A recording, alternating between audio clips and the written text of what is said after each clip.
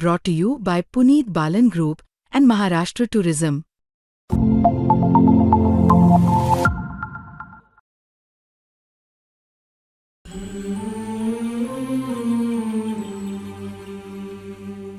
आता ज्या काही विधानसभेच्या निवडणुका झाल्या त्याचं जे काही मतदान झालं याच्यावरती ना माझा ना महाराष्ट्राचा कोणाचाच विश्वास बसला.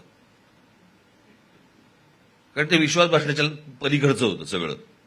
पण असं होऊ नाही शकत.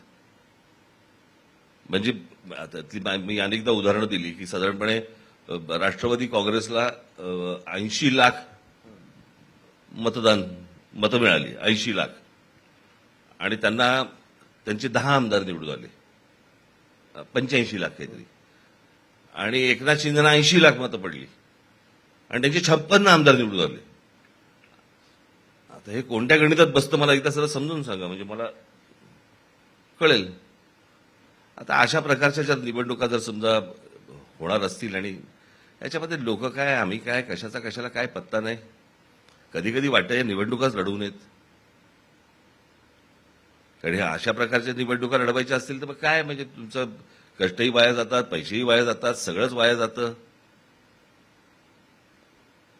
आणि एकूण स्वभाव माझा पाहता कोणाच्या फारसा कडेवर जाऊन, कारण जे जे कडेवर गेलेत आतापर्यंत ते कानात मुतलेत, त्याच्यामुळे मी कडेवर जाऊ इच्छित नाही.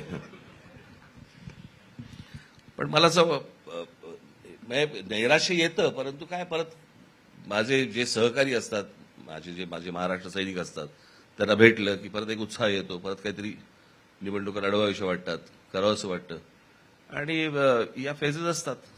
ठीक आहे. 1984ला ज्यावेळेस वाजपेयी निवडणूक हरले होते, त्याच्यानंतर मुंबईत त्यांची सभा झाली होती आणि त्यावेळेस त्यांचं खूप गाजलेलं वाक्य आहे, खूप प्रचंड सभा झाली. त्याही वेळेस लोक मोठ्या प्रमाणात ऐकायला आले आणि वाजपेयींचं वाक्य होतं की सुनने आते हैं लोक, वोट देणे नाही आते.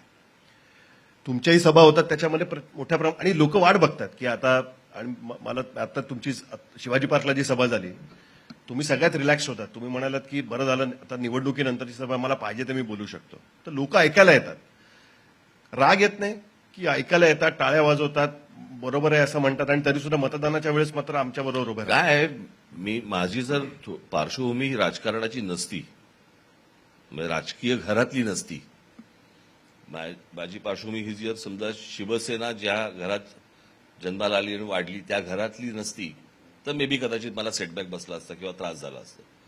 पण ही गोष्ट मी लहानपणापासून पाहत आलोय. बाळासाहेबांच्या सभांना गर्दी व्हायची, मतदान व्हायचं नाही, आणि हा काळ खूप मोठा होता. साधारणपणे 66 ते 85 पर्यंतचा सगळा काळ होता तो. त्यावेळेला पडलेले उमेदवार जे असायचे ते यायचे, रडायचे, बिरायचे, सगळं मी लहान असताना मी सगळं डोळ्यासमोरून पाहिलंय, अनुभवलंय.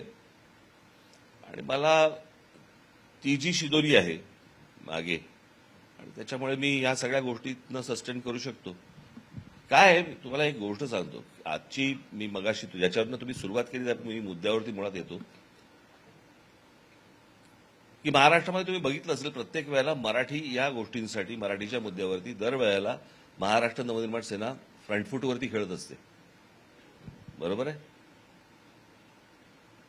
माझी मराठी माणसाला पण माझी हात जोडून विनंती आहे, हे सतत सारखं नाही घडू शकत, होणार नाही.